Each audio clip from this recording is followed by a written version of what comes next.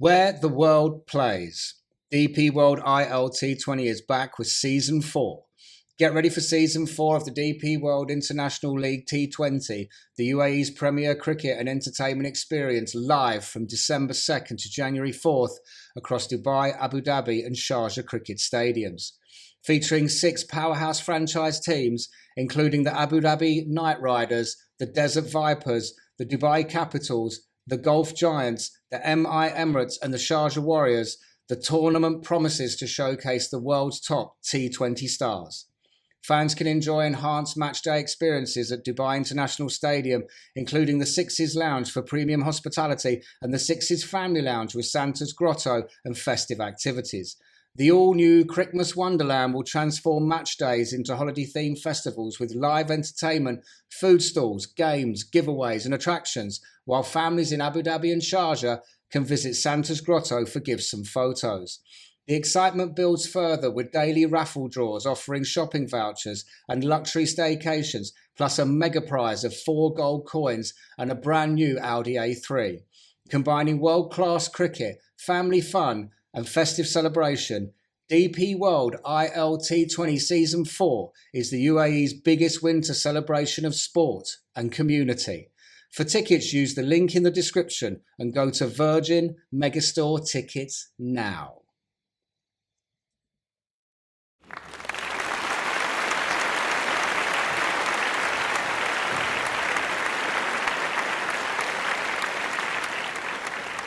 Hi, Sophia. Hello. How's it going? Good. Thank you so much for coming, taking time out your busy day to come to Tasty Humans. For those people who are watching, please introduce yourself. Who are you and what do you do? So I'm Sophia. I'm a health and fitness coach. I've been in the industry around 14, 15 years. Mm-hmm. 2 children, 2 funny little boys. Mm-hmm.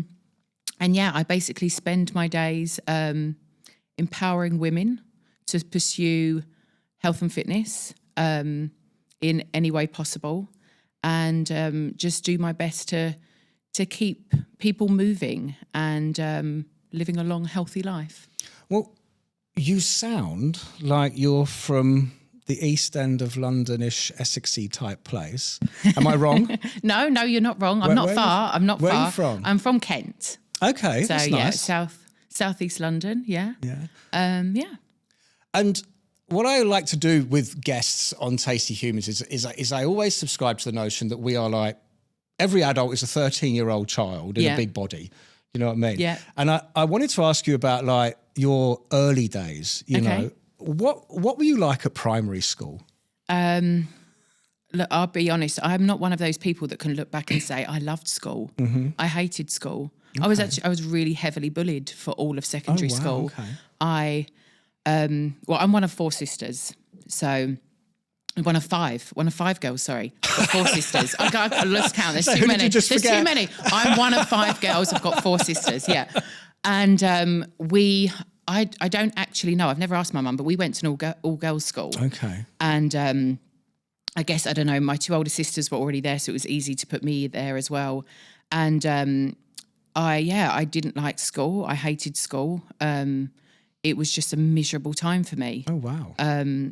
My sister was a popular one. I was not so popular.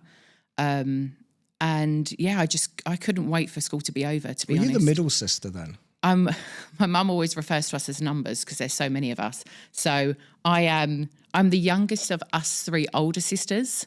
My parents had us 3 quite close together, all a few years apart. Big 8-9 year gap, and then another 3 siblings.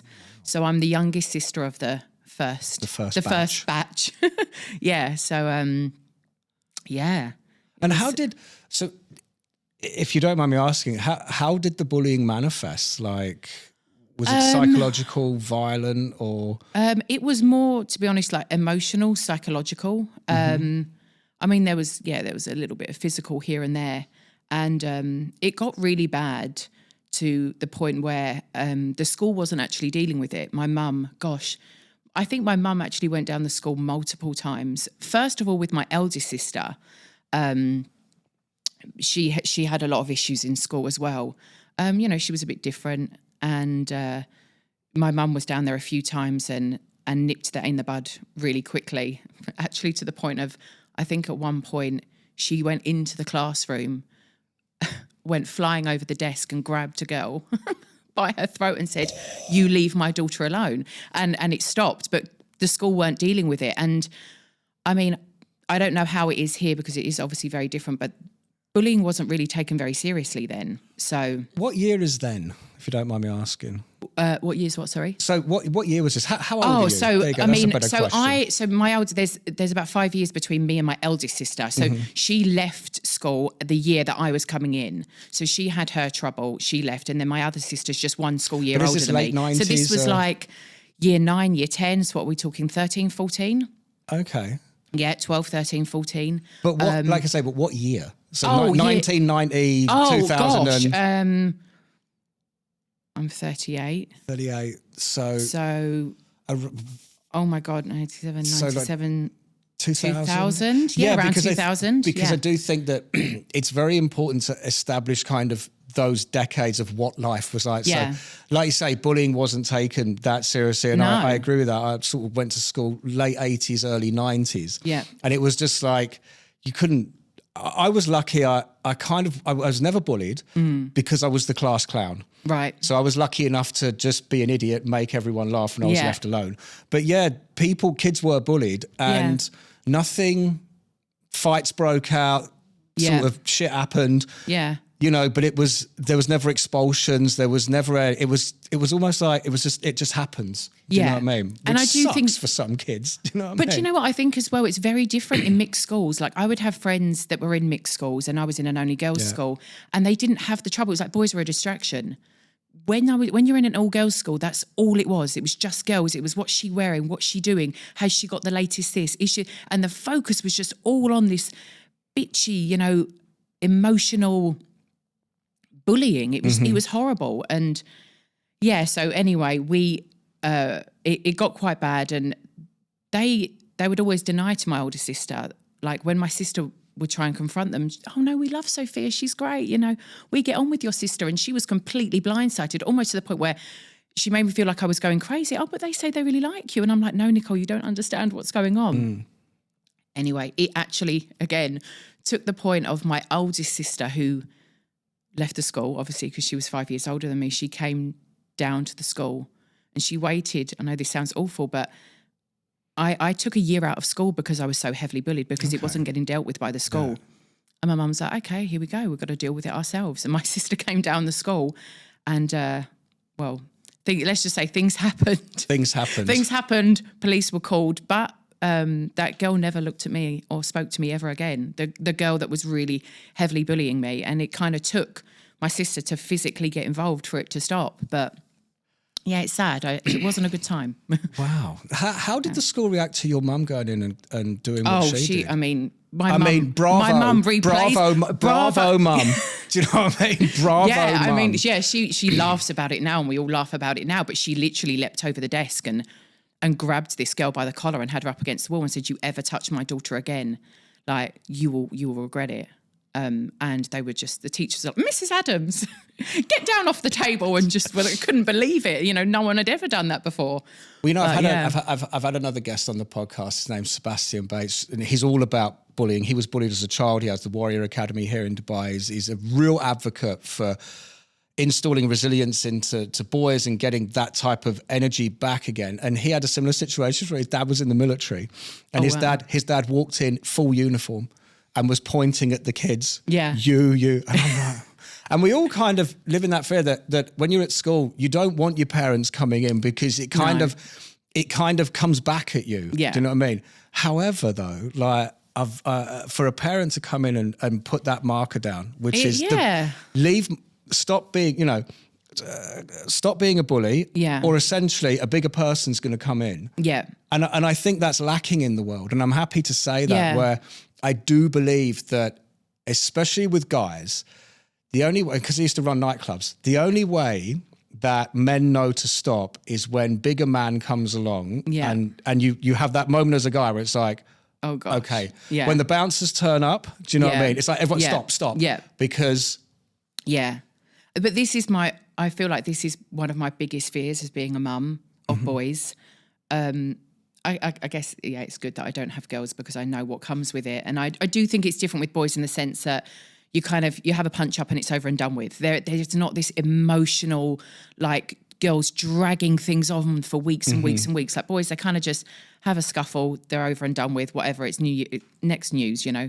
Probably go on to be friends. Do you know what I mean? Yeah, exactly. But it is my worry. I do, because I know how much it affected me, I worry about it so much with my kids is, God, please don't let them go through what I went through, because it was just, when I look back over that time, it was the hardest, the most roughest time of my life. And I would never, ever want my kids to go through that because it was horrible.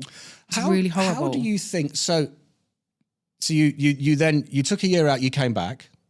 Well, do you know what? This was actually, it got really bad. This was towards my last year of school. Yeah. I didn't even do some of my GCSEs because of it, or I resat them, I think, later. And it was, you know, GCSEs, it's your last year of school. It's a really important time. Yeah. What's going to happen next? And look, don't get me wrong. My parents were never like ones to say, you have to go on to university. We always had the choice. But ultimately, you know, I missed out on a big chunk of important school because of it. And like I say, so how did that immediately impact you? You know what I mean? Because sometimes you can say, you know, later on down the line, but you finish school, like, and then exactly sort of then relief or oh my fear gosh, again, yeah. or what then happened in those few years as you immediately come away from that situation? I mean, I just wanted done. Like when you've in the UK, you finish school at year 11, and it's up to you. You can stay on for sixth form, or you can go on to college. I was like, no, I'm done. Like if this is what I have to do, where I have to stop, I'm done. And I just wanted to work. I wanted to go straight into work, but I didn't want to do another 2 years of, like, and it was optional. Like, why would I want to put myself through that? I didn't know how bad it was going to be. I mean, I think it was an age thing at the time. You know, girls are young, they're, you know, immature, and I'm sure it probably wouldn't have carried on, but I just didn't want to put myself in that situation. Do you think that not the school showing such a lack of support then impacted that decision? Oh, 100%. Where if I go there and it starts happening again, the authoritative side of things, they don't give a monkeys, and I'm just going to have to deal with all this again. Yeah, for sure. And also, you know that there's no hold handing in college or sixth form. It's like they're preparing you, you know, for the next stage. So the input is not there. And I thought, God, the support's going to be even less. I was just so nervous and so worried that if I carry on in any type of education, what's it going to be? Like, why would I want to put myself through that? What did you want to be when you were at school? Like, what was your sort of like, you know, you're 10 years old and you're like, when I grow up, I want to be I don't think I wanted to be anything, to be honest. I don't think I ever not really... At school. No, not at school. Not anything to do with school, thank you. Funny how I've gone on to be a teacher in another way. But yeah, I mean, I guess towards the end of school, I did know, because that's how I got into what I do now. My mum was a coach. Okay. She was a fitness instructor and PT for 30 odd years. She only retired a few years ago. And I remember I went to her class, one of her fitness classes, when I was about 14. I mean, she had so many daughters, right? She was just praying and hoping that one of us followed in her footsteps. And actually, yeah, me and one of my sisters are qualified fitness instructors. She didn't go on to pursue it, and I did. But I remember stepping into her class when I was 14, and it wasn't even what she was doing or anything like the job itself. I just remember the feeling of coming out of that class being like, oh my God, this is amazing. Like, I love this. And my mum, you know, I think I always say it takes a really special kind of person to be a group fitness instructor. You have your PT, you work one-on-one. I mean, you can have no personality. It really doesn't matter. You're just one-on-one with someone. But to command a room and feel that energy and get people going with you, I think it takes a special kind of personality. You know, not only do you have to have the skill set, but you've got to have the personality. Otherwise, people are not going to come back to you. Yeah. And my mum was, you know, she was so good at what she done, even up until a few years ago when she went into like teaching the odd class here and there. As you know, it phased out as she got older, and people would say to her, oh my God, Belinda, we loved your class. Like, when do you teach? Like, we want to come back. And I think leaving that impression on someone is really nice. And my mum always said, like, you've got the personality to do this. Like, why don't you get into it? And I thought, you know what? I've seen my mum raise 6 kids around this job. Like, it's doable. You know, I can totally do this job around having children. So yeah, I think it was from that class, that very first class, I was like, I love this. I love the feeling. I love that, you know, the endorphin rush, and, you know, this is something I could actually be good at. And did you then immediately go, right, PT? No, I didn't. So, you know, I had jobs, and I worked in retail, and I worked in London for a few years in, you know, admin-based roles and stuff like that. And it wasn't till just before I moved over here. So I was 24. Yeah, 24. And I was like, yeah, I actually, this is what I want to do. You know, I continued, you know, going to classes, and I was in the gym from 14, 15 up until I became qualified at the age of 24. And yeah, and then that was it. From 24, that is what I did. And did you, from that sort of teenage sort of age, did you sort of commit to one style of training, or did you float around doing, you know, weights or muscle building, then cardio? Did you sort of experiment with a lot of things, or were you straight in at one format? I loved group exercise. I was in the gym on my own, but again, I wasn't training the type of style I was training now, and it was very different back then. Everything was very much group exercise. You know, like my mum taught aerobics, step, which she was incredible with. You know, a lot of choreography and stuff. And I always loved dancing because I danced when I was younger for a bit. So I loved that, and I loved the group exercise, but there was nothing around, like, we wasn't taught about strength training. Like, you have your body pump and stuff, but, you know, it's like a lot of reps, low weights, but it wasn't a female thing. It wasn't a thing back then. It was very male. It was still, you know, the only people that were in the weights area were the big guys, and we didn't go there. So yeah, I did a lot of group classes for a long time, and, you know, gym on my own, but it wasn't very structured. You know, I didn't really know what I should be doing. And then the weight training came much later, actually, like really heavily into like focusing on lifting heavy weights was actually after I had my kids, probably. Yeah. And what was the driving force behind that decision? Because it's a shift. It's definitely a shift from group exercise. If they're like lifting heavy weights is very singular. Do you know what I mean? I think you know, it takes its toll on your body, you know, going through pregnancy and being a mum, and just how active, you know, you think you're active before you have kids. It's a whole other ball game after you have kids. And, you know, it's full on. And I always knew, like, I saw, my mum was an amazing role model. Like, I always saw how my mum juggled 6 kids. You know, she was fit, she was healthy, she was mobile, she was capable. And I put that down to her fitness, and that, you know, she'd done this for so long. And I thought, that's what I want to be, an active mum. It's really important to me that I'm an active and a fit mum. I never want my kids to say to me, oh, Mum, I wish you could just play football with us. Oh, Mum, I wish you could just do with that. That was like my biggest fear. When I'm a mum, I want to be strong. I want to be healthy. I want to be capable. And that was always my driving factor. And I knew I was only going to get that from strength training. So I kind of was like, okay, this isn't really moving the needle in the right direction of where I want to be. These group fitness classes, you know, kind of like not really pushing it with the weights, not really pushing it with the cardio. Like, it's not quite cutting it. Like, and, you know, I broaden my experience and knowledge on the importance around strength training and what it actually does for us. So I was like, right, this is the area I need to move into. It's more important now that I've got children. I'm going to be more active, and I need to be strong for them.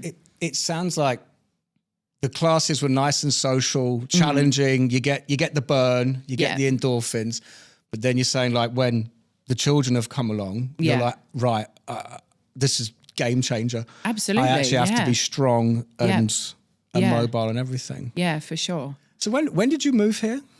So I moved here in 2012. Okay. Yeah, 2012. That's when it was still quite Yeah. I mean, my parents moved here just before the big crash.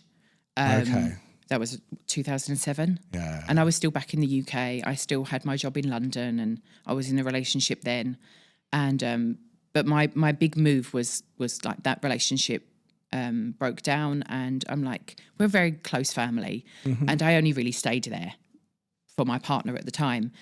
So when that broke down and I got my fitness qualification that summer, I was like, right, that's it. I'm gonna move and be back with my family. And how, again, you don't have to answer this, but how was the relationship sort of breakdown? Was it simple, tough, disaster, awful? You know, no, how did it that was sort just, of... it was purely just I was with him from when I was 20 to nearly 25. And I think, you just change a lot. Yeah.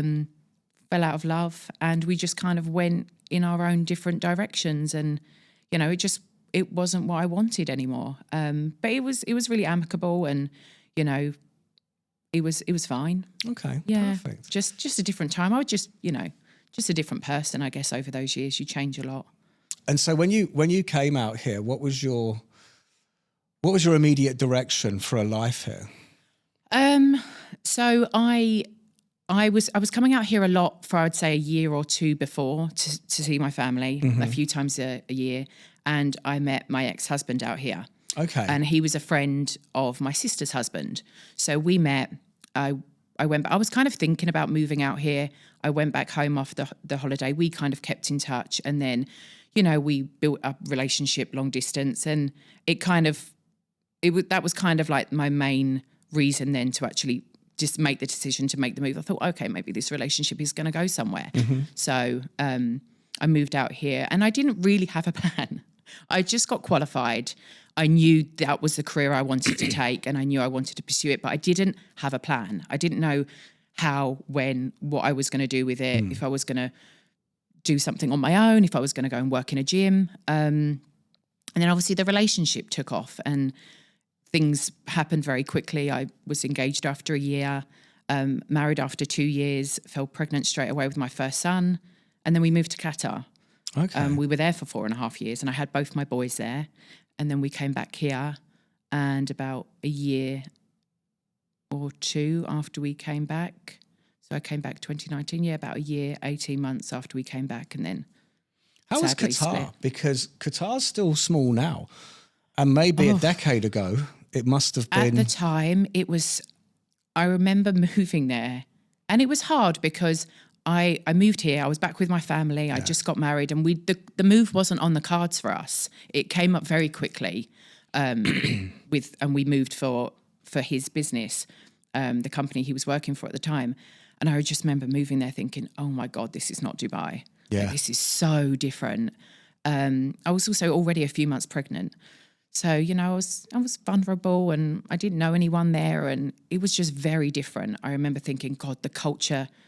Like Dubai feels like home, like the UK. Like it's very westernized. And I remember moving there thinking, oh my God, like people don't like Westerners here. Like it's a very strong culture presence there. And when people move here and they say, oh, Dubai, like, isn't it strict? Isn't it this? And I'm like, absolutely. Dubai's like home. Like there is no difference at this point. If you move to Qatar, very different story. And I think it's changed a lot. It changed a lot while I was there.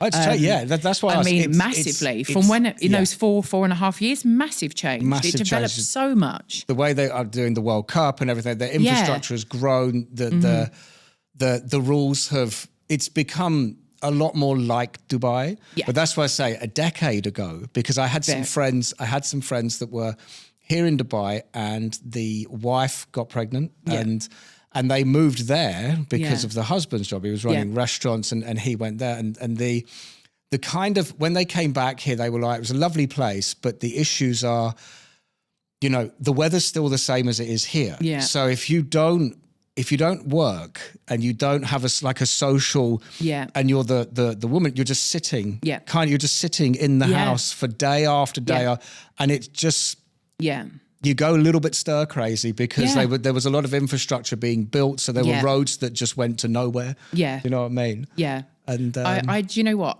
It was a really, for me, I felt really alone there in the sense that I moved there. I didn't know anyone.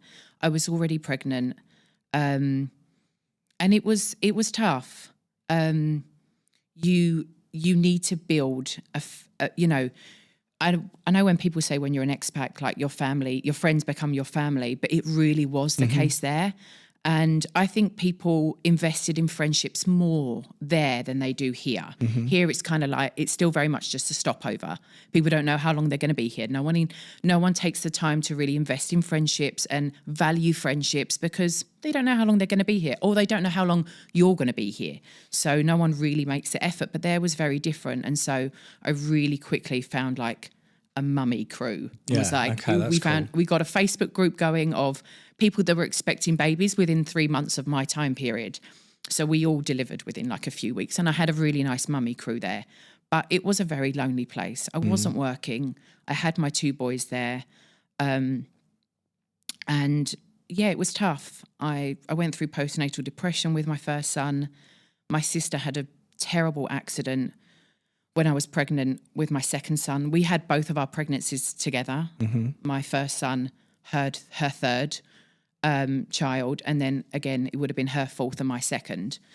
And she had a very, very bad accident back in the UK and sadly lost her son a week before she was due. So that was a really, really hard time for me. Lost my nephew, nearly lost my sister. Sorry. That's okay. Do you need... No, it's all right. Are you sure? Yeah. And yeah, it was tough. It was a really hard time. Do you have any tissues? There you go. It's okay. It would have been a miracle if I got through this without crying because I'm such a crier. Thank you. Listen, I mean, you are being very, very generous with your candor and your story. So but not at all. It comes back to like it really is a part of like where I am now. I believe honestly everything you go through that's really difficult in life, it shapes you. Yes. Everything is a part of what you've been through in the past, and yeah, that was rough. That happened 3 days after I delivered my second son. So I dealt with a lot, and I think that was a contributing factor to me kind of losing myself at that time. And it wasn't long after that we moved back to Dubai. And so when you came back, I think you said when you came back, that was almost again, was that when the problems with... Yeah. So, yeah, I split with my husband about 18 months after we came back. And I think, I really did. And it sounds awful, but all right. I love being a mum, but I feel I lost myself in motherhood. Yeah. And I knew I wanted to do so much more with my life, and I wanted to pursue fitness and do it full time, but I didn't know how. And I just felt like I was just losing myself. I was becoming depressed. And I didn't want to just be a mum. There's nothing wrong with... And there's nothing wrong with that. There's absolutely nothing wrong with that. I mean, look, each to their own. Like, hands off to the mums that absolutely do dedicate themselves to their children, and they're happy saying, I don't need a career. I was born to be a mum, and my sister's very much like that. She's the most incredible, selfless mother I've ever seen, not being biased. Like, she devotes her life to her children.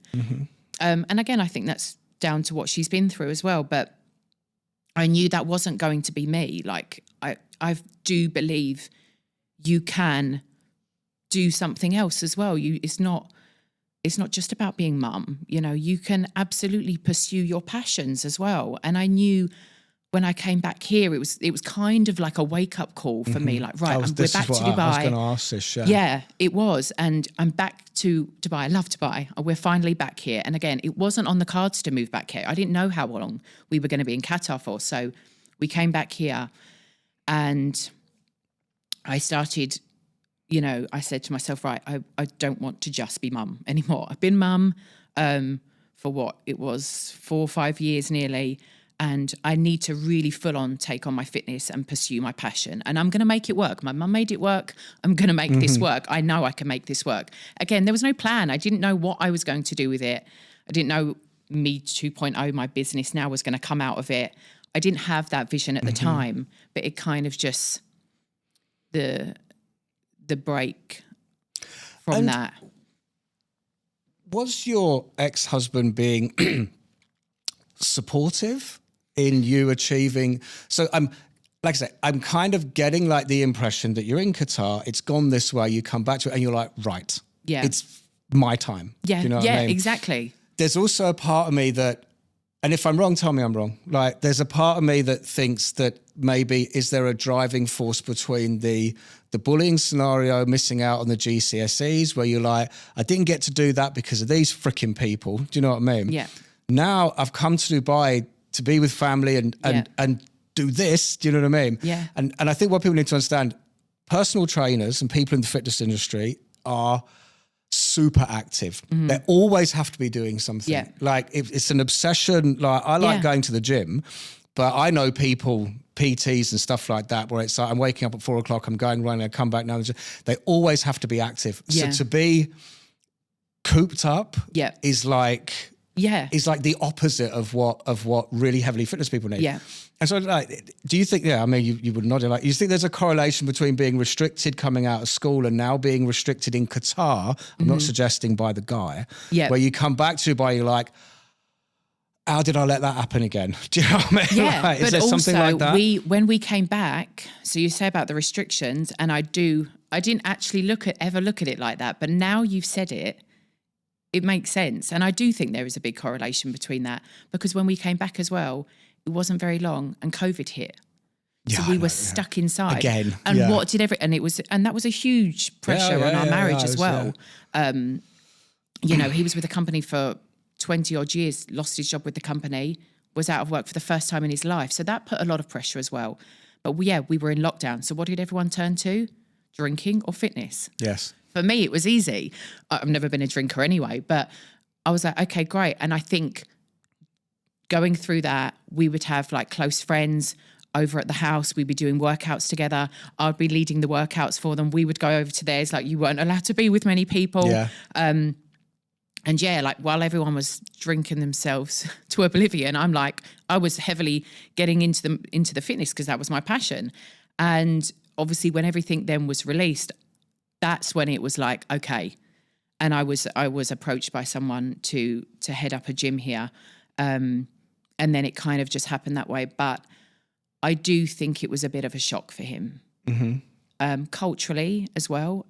You know, we're from different cultures. I think there is that kind of culture which loves the idea of having a stay-at-home mum, being a very dedicated mum, just being there and being a good wife. But that's not what I wanted. I knew I wanted more out of my life than that. And I think, like you said, because I had the bullying, and do you know what? I think if you speak to most trainers or coaches that physically want to be strong, it's because they've come out of something. Yeah. I spoke to so many, and it really so does. many Like, coaches you're like, and trainers. They all have I'm the going same to take thing. control. Yeah. I'm going to take control over. I will never let someone physically, emotionally, mentally abuse me again. So you want to kind of take back that control, and fitness does give you that, because Definitely. mentally, if I didn't have my fitness, like, and I said this to you before, I honestly think I would have had a breakdown. Like, it saved my life. Yeah. Going through what I went through, my separation, it really did save my life. Was it a clean separation or was it difficult? You don't have to go into too much. It wasn't easy. I think you go into a lot of detail already. It wasn't easy, and I think it was really hard for him. I knew where I wanted to be, and I knew it wasn't there. And it took a lot of courage. And this was straight after COVID. Yeah, quite shortly after COVID. Yeah. So it wasn't nice. But I said to myself, I want to put my kids first, and I want to put myself first, and I want to put my passions first. and I didn't know where I wanted to go, but I knew those things were important to me. I have an interesting question. Okay. And I tell you where it comes from the fact that I lost my job in COVID. Yeah. And it was the first time I'd lost my job. Yeah. I'd quit jobs and got other jobs. Yeah. But it was the first time somebody basically said, we don't want you. Do you know what I mean? Yeah. And I would have loved at the time to have said, it's COVID. But technically my position was replaced about 2 weeks later. You know, it was a real gut punch. Yeah. So many ways it woke me up to doing something, getting involved, wanting to do something I'm passionate about, you know. But I kind of wanted to ask, do you think that what hurt him the most, and I'm not asking you to put words in his mouth or your mouth, anything like this, that you've lost your job, which is a massive kick in the teeth. Men have huge ego with this stuff, you know, and it's more like, we have to deal with this, you know, it's ours, you know. But then, of course, he's the provider, but now you're rising up, do you know what I mean? And you're going, right. Yeah. And there was almost like a double... Yeah, like absolutely. a double. No, I'm not. No, but it was a lot of change in a small amount of time. Yes, and I think mentally, yeah, that's hard. And like you say, men do have ego, men do have pride, and the amount of pressure that you have on you when you have children, as a dad, as a husband, to provide. And I always say, like, I don't think people give men, fathers, enough credit for the amount of pressure they're under. And, you know, my dad went through 4 job losses here in the 7 years they were here, having 6 children. The amount of pressure my dad has been under, I can imagine. his whole life really, to provide. And that's embedded in you, whether you like it or not. Doesn't matter what job you do, you men have that pressure that we will never understand. You know, you can have very good jobs and we can kind of decide, do we want to be a stay-at-home mum, or do we want to pursue our passion and have a career as well? But it's like almost unspoken. No, you have to be successful. You have to provide, and that pressure is put on you. So, yeah, I mean, and just to be with a company for so long, and then suddenly be told, actually, we don't need you anymore. Which and is, then told from me, actually, I don't want this anymore. That's hard. But that's the unfortunate nature of corporate life. Yeah. You know, you give everything, you work hard, you might get paid well, lots of good benefits, et cetera, but they do have the means, the money, and the attitude to call you into an office and go, here's a load of money. Yeah. We're not going to shaft you. Yeah. Here's your payout. Yeah. But and I think what you said earlier on is, I think the thing that women might not understand that men do to themselves. So I think my own humble personal opinions is, I think that when it comes to women, I think that when it comes to beauty and makeup, you're not doing it for us. You're doing it for yourselves. Like you said, you go to an all-girls school. I went to an all-boys school. So I went so I went to a mixed school and everything was fine. And then when I was 13, I went to an all-boys school. And that's where I saw bullying and the fighting and everything like this. And the thing is that, like you said, the girls are, why is she wearing that? Why is she wearing that? You know? And I've said this for my entire life. Men, we don't care. Do you know what I mean? We don't care. The thing is, and I will also say, I get in a lot of trouble for this, but I would also say, I don't think you lot care that much about what we think, because there's a lot of hair extensions and eyelashes and nails and heels. So a woman will change, you know. Let's say when you go out with your partner, you know, when you see them every day, they don't look like that. They're actually shorter. Yeah, you know what I mean? They're and it's all these things. So these things, they go on for when you go out, and they come off for when you're with us. And that's why I'm like, you know, we men, we don't really care. We like women who want to look after themselves, of course. Yeah. But I think that, so I think women are doing that for themselves in that group, and we'll never understand it. Yeah. And I think with men, it's the downside is we are supposed to provide. We are the provider. You know what I mean? Yeah. But we get caught up in how we're providing. So this is where we get with the, what watch have you got? What car do you drive? Yeah. And then you can feel there's a lot of comparisons between men on success. Yeah. And I think women don't get that, where yes, we should go out, where we hammer ourselves. It's like, I need to do it my way. I need to be the boss. Why am I not physically this? Why am I not that? And when you're a man and you're around more successful men and they're lauding it, you know, you get 2 reactions. You get, well, Yeah. F and off, here, I don't like let's that. be honest, here it's heightened more than anything. I don't think that's I don't know, I could be wrong, but I don't think that's such a thing back in the UK. Whereas here, oh my God, it's always about who's got what, who's got this. Yeah. Do you have this? And like you say, everything's measured on like, what car are you driving? Yeah, Dubai is there is a materialistic place, but it's kind of what makes it what it is. I think there's also, as you probably know, there's an underbelly of really cool people here. Yeah. Where they don't give a monkeys about any of that. The thing I'm saying is I think that, you know, only a woman in their heads know how they're comparing themselves when they go out. And it's the same for a guy. Yeah.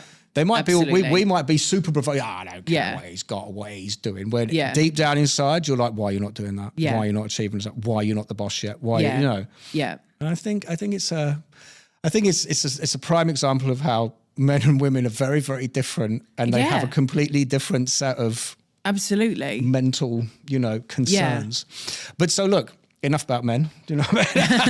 Enough about men.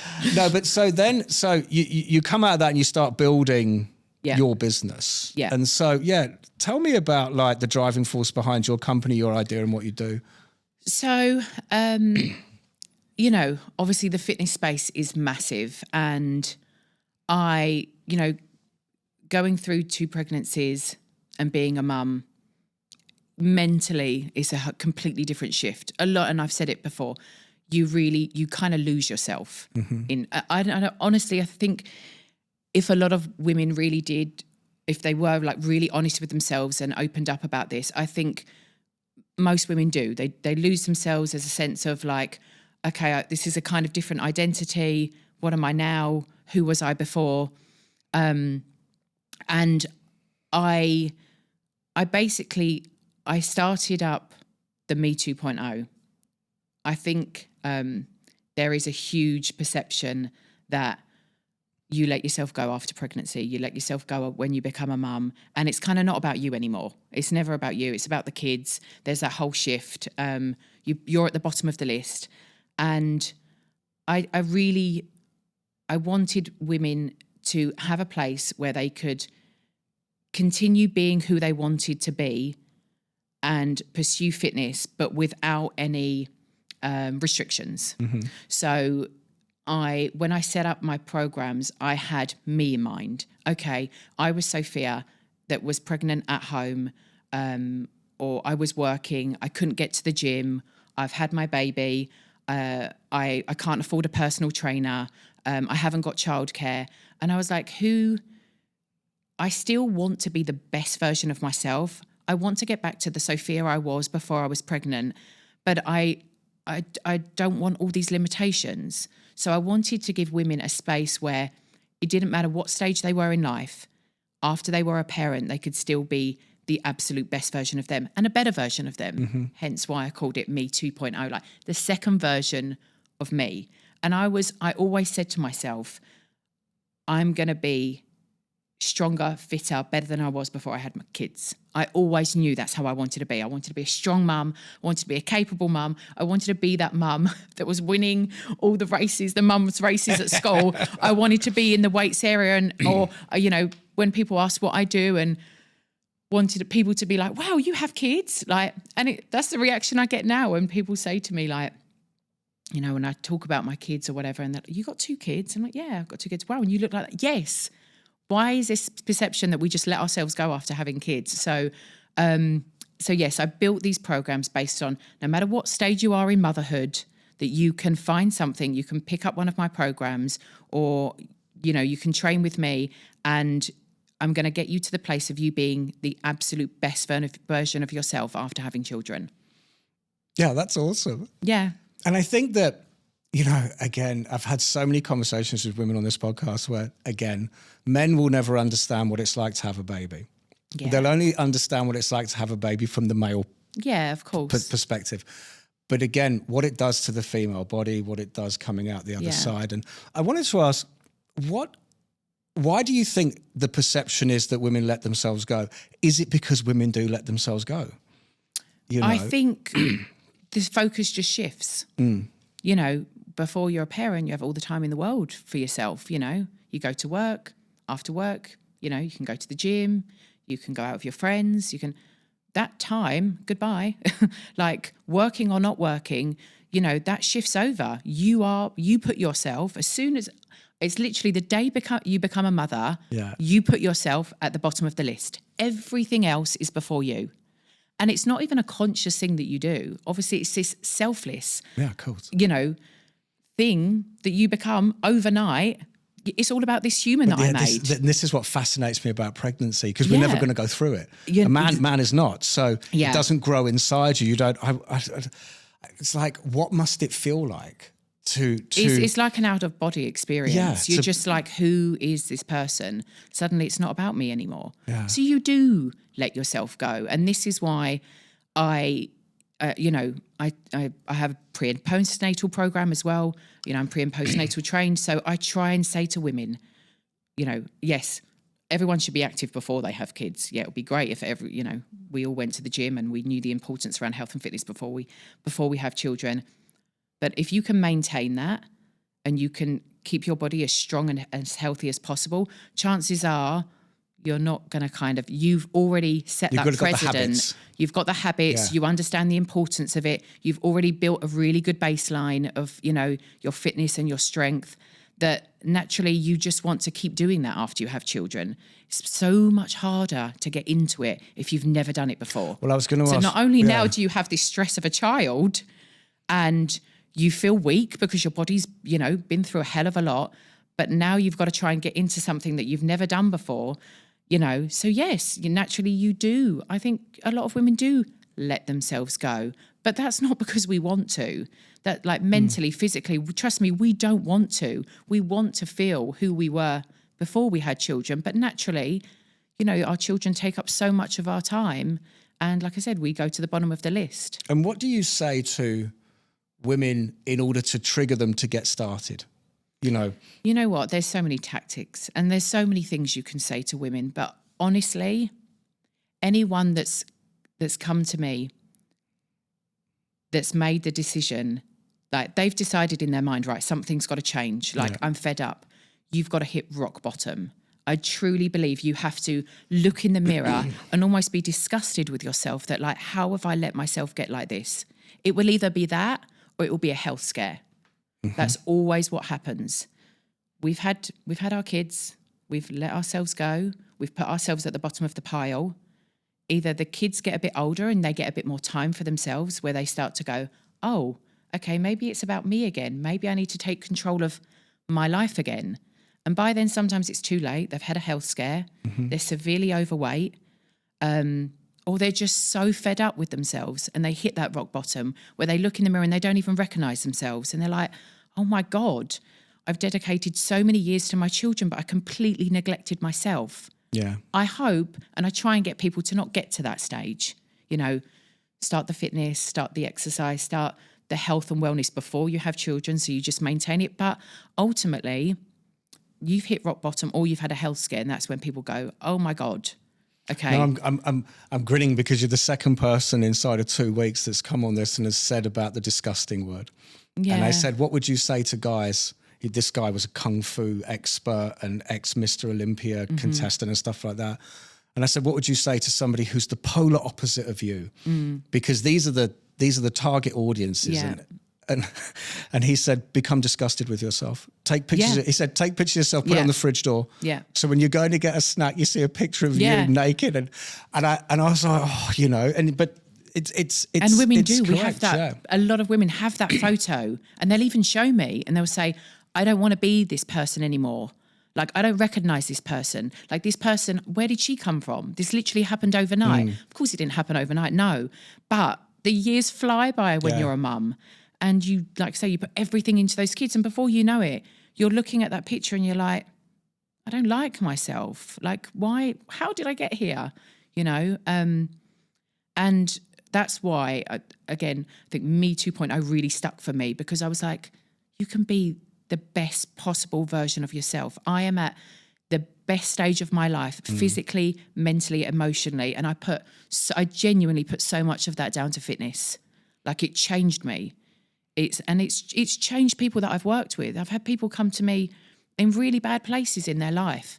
And I And that's why I don't think a physical version of yourself should ever be the driving factor for fitness or getting into fitness. I think it should be mental, because the mental comes so much quicker. You know, you've only got, it takes one class, one session, 20 minutes in the gym. Tell me you don't come out of there feeling better than before you walked in. Absolutely.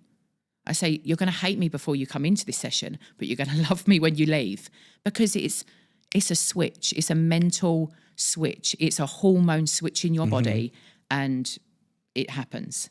And there's no taking away from that. And once people get a feel of that, it's the mental side which keeps them going. And then the physical comes, but don't ever get into it for a dress size. Don't ever get into it for, I don't want to be in those jeans that I wore before I had kids. Well, that's really unrealistic. That was 10 years ago. Let's work on the version that you want to be now and how good you want to be now. But don't ever let a number on the scale be the driving factor, because that will be really disheartening. No, look, I think what you say about the mental side of it, I don't think enough people get that. Yeah. There's so many people into fitness, but I don't think people realise that the hardest thing is getting off the couch and actually going. Yeah. Like you said, the minute they contact you, it's like, right, half the battle's won. Yeah. Because you know you need to do something. Yeah. And I think the other thing people don't get is that the first 10 minutes of any training session is horrible. Yeah. And I always think your body's going, what are you doing? Yeah. What are you doing? We're on the couch. We were in bed. Why? What are you doing? We're happy with this. And then it's telling you, like, stop. And you want to stop, you know.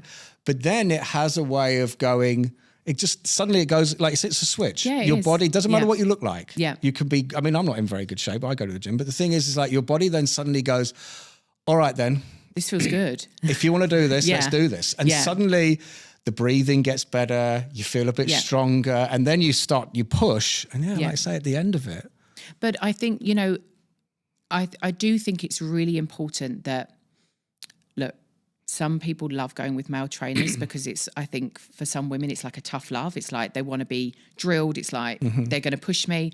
But there's also a lot of women that are literally on the couch. They do not know where to start. They know where they want to be, but they don't know where to start. And this is why everybody's different. I'll never tell someone, okay, right, well, you got to start with me 3 times a week, personal training. We're going to throw you in at the deep end. They're like, oh no. I always say to people, where are you now? What are you doing at the moment? Nothing. Okay, let's just get you walking. Yeah. Have you got time? Have you got 10 minutes a day to just get out and walk? Yeah, I can manage that. I've got a newborn baby. Great. Get the baby out in the pram. Can you manage 3 times a week? Yeah, I can do that. Okay, let's do that for a couple of weeks and then we'll have another conversation. Do you reckon you can manage maybe 1 session a week? If you can't come and see me, can you do it from home? I'll give you a beginner's program from home. Yeah, I can do that. I'll check in with you after that, see how you feel. And that's where, you know, don't scare people into thinking that it's got to be all now. I've got to go from being on the sofa to running a 5K and being able to do a CrossFit class. No. Where are you now? Let's just slowly build you up. And the more you do, the more you want to do, the more it improves your mood, the more you see other changes on in your life. It has, and this is what I love about fitness, and I do get really passionate about fitness, because when you start to have discipline around your health and your fitness, it's a catalyst for just other areas of your life. And whether you're making friends in the class that you come to, a lot of my ladies, it's a social thing now. I don't even think half of them come for the physical. They know they want to be strong, yes, but it's a social thing. It's a mental thing. And they go home and they don't want to scream at their kids because they've had that mental release. They've got those endorphins going. Maybe it changes the relationship you have with your partner because you feel better about yourself. You're doing something for you. So therefore, maybe you're not fighting with your partner so much. And people, honestly, I've had people say I was on the brink of divorce before I started training, before I started doing something for myself. It was the best thing I did for my marriage. It was the best thing I did for my kids. I don't hate my kids every day. I'm not yelling at my kids every day. I've done something for me. I feel good about myself again. I'm not just mum today. I got to my class, you know, and... It's probably why your mum was so inspirational. I say to my mum, like, how was you not rocking in a corner after having 6 kids? She's like, Soph, fit, like, my down job. a gym. Yeah. She would drop us off at school. Then she would go and teach 2 or 3 classes back to back in the morning. She'd come home, do the bits in the house, laundry, washing, cooking, everything that you need to do.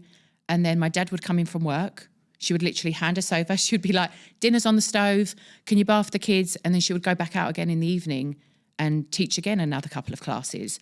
And that was her time as well. That was not mummy. This is me. This is what I do. This is what I love. This is my passion. This is what I'm good at. And now I'm giving back to, I know mums that need this as well. And that's why I love it. Like, I love it. I can see you. And this is why I feel like I'm never going to move out of this space, because I think if you're doing something after 15 years and you still love it and you see that you're changing people's lives in so many different ways, like it makes you feel so good about what you do, and you're like, I'm good at this. Like I'm really good at this. No, I mean, look, we've come to the end. And what I want to say is it's been an emotional podcast for you. Do you know what I mean? But not just referring back to earlier on when you were very upset. It's more about just that moment there where I can see it. I sit 6 feet away from people almost for a living these days. And I can see on you that you know, the self-accomplishment, do you know what I mean? The feeling inside that you've actually, so I don't know why you cry again, but it's like the feeling inside that you've actually broken out of the shell and you've taken control and you're affecting people. Yeah. When I would guess, and again, if I'm always happy to be wrong, but I would guess that there have been moments where you've just thought you're never gonna harness the inner voice that's going, come on, do you know what I mean? I think it's and this is awesome. why I still push through, because there was only a few years ago where I thought, this isn't really ever going to become something that I want it to be. And like I sit now and I'm like, I'm proud of myself. Like I went through a really tough time. I went through, you know, I took the courage to really pursue my life in the way that I wanted it to be. And I have a lot of days. Last week, oh my God, it was a shit show. Like I was like saying to my partner, like, is this even what I want to do anymore? And he's like, yes, Sophia, we all have days where we feel like, God, this is hard. But then you have a moment, it might just be a message from a client and they say, thank you so much for today. You have no idea how good I feel about myself. You're the best thing that ever happened to me. Meeting you, coming to your class, or you coming to that session, me bumping into you. Like, I'm so grateful for you. You have no idea what you've done for me. And this is what I do it for, because I know what fitness done for me. And I love that I can do that for other people. It's amazing. Well, look, I always ask every guest right at the end if there's one sentence, one phrase about, you can pick it from anything, that you would actually, if you could only say one thing to somebody to inspire them, let them know who you are, your philosophies on life, anything, what would that phrase be? I think I always say to people, you get one life. You get one life. You get one body. Don't abuse it. Use it. Use it in any way possible. And the mental shift will always come before the physical shift. I'm nearly crying. Well, listen, thank you. But amazing. But thank you so much, Sophia. Thank you so much. Thank you. Yeah, it's been awesome. Do you know what I mean? And I wish you all the best. Thank you. No problem. Cheers. Love it. Yay.